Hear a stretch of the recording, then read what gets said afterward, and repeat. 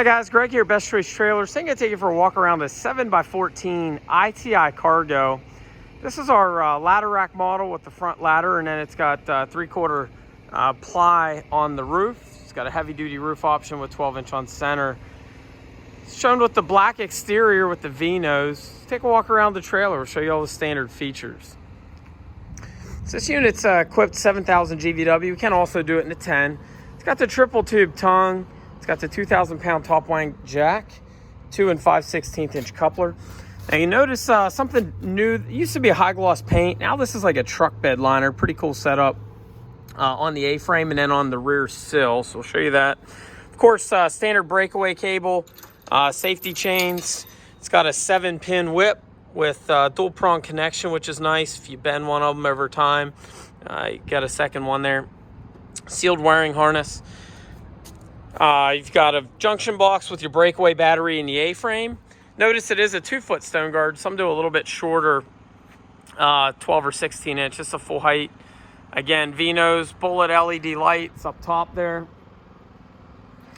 So on this one, we did option in a front ladder. Just makes it nice. Gives you a lot better access getting up to the ladder racks. Notice this is 2x2 tube. Some do it 1x2. It's actually 2x2, and then it's got a grip tape on the treads, which is nice. On 7-wide tandems, normally we do 3 racks. This being a 14-foot trailer, you're spaced out about every 6.5, 7 foot, give or take. This is a 030 aluminum exterior, semi-screwless. We do some screwless, some semi. Semi is nice because you got the peace of mind. Every 4-foot panel, you've got screwed seams, and then in between, you've got 16 on center wall studs that would be glued. So glued and screwed on these, semi-screwless exterior. It's got your roof vent. I'm sorry, excuse me. It doesn't have a roof vent, it has a side vent. You've got the front driver's side intake, rear passenger side down low, outtake, designed for cross ventilation. No roof vents. Most manufacturers have gotten away from those over the years. Certainly on a ladder rack unit, roof vent would be a little bit of a hindrance. So again, side flow through vents. At the bottom, you'll notice this does have 3-inch trim. A lot in the industry will use a 1-inch. 3 just trims it out a little nicer, stays a little flatter, looks a little cleaner. Also notice the screws on these kind of do blend in. That's because they're a black color matched. Black's nice. It blends in, but then also probably equally as important, if not more so, paint doesn't react with the chemical rain like the zinc and that were used years ago. Sometimes you got streaks going down the sides. So little detail there. This is a little bit nicer fender, plus they got the gasket tape between them. Polished fender, looks a little bit cleaner. Radial tires on these, 205/75 R15, load range C. That's a 6-ply radial tire. It's got the newer style FSA forward self-adjusting brakes. Also has the Easy Lube hubs. Homeowner with basic hand tools can do their own bearing maintenance. As we go to the rear, we notice again this unit's got the truck bed liner style material on the sill. Being a ramp door, this one's got 3 hinges. Notice they are the wider hinges. Also have grease zerks on them for some serviceability. Another nice feature we like in the ITI, they trim out the ramp door in aluminum. Some leave this 3 sides exposed steel, rusts out, looks kind of haphazard, just a little bit cleaner. Notice it also has 3 bumpers on the rear for door protection up top. Bullet LEDs give it a nice clean look. Also the rear ladder rack lines up at the rear of the trailer, makes it nice and user friendly. You can lean your ladder up there and push it forward. Grab handles on both sides, and they're aluminum. A lot of times you get a single plastic. This has the aluminum handles on both sides, makes it nice.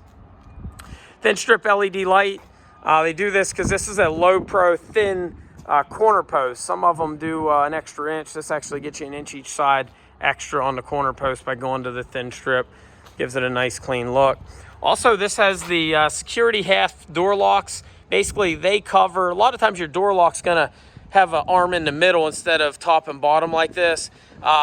If you do the other style in the middle only, your 2 carriage head bolts are exposed. Somebody could theoretically break into your door. These are a little heavier duty and then also a little bit more secure. Again, the wider hinges on the door make it nice. 3-inch trim wraps around. Let's take a look inside. So 3 main options we put on this trailer. Well, before we go inside, I guess I'll mention these two. Flexco door hardware instead of the Chinese hardware. Heavier built, just seems to function and work a lot better. On the door as well, this is not a standard butterfly hinge, just over-under hinge. Makes it nice. Don't got to worry about tearing that up on a butterfly. You tear it up from that side. A little bit nicer setup. Also notice there's more lags.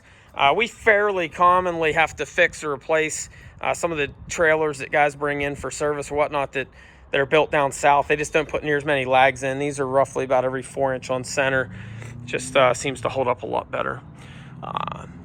Spring cable, you notice on this one too, I didn't show you, but it kind of glides down to the ground. They wind it the proper number of springs for the tension, works out well. 3/8 on the wall, 3/4 on the floor here. It's got a 16-inch on center wall.